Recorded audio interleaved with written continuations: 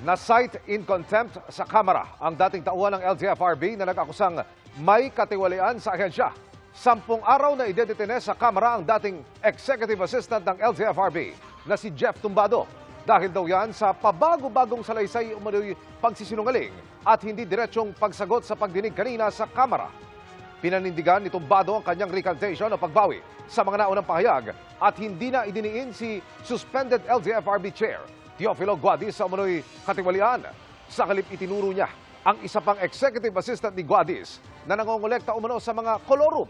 Nagpasalamat naman si Guadis matapos ang pagdinig dahil nalinis na umano ang kanyang pangalan. Mga kapuso, samahan nyo kaming tumutok 24 oras. Bisitahin at mag-subscribe sa GMA Integrated News sa YouTube.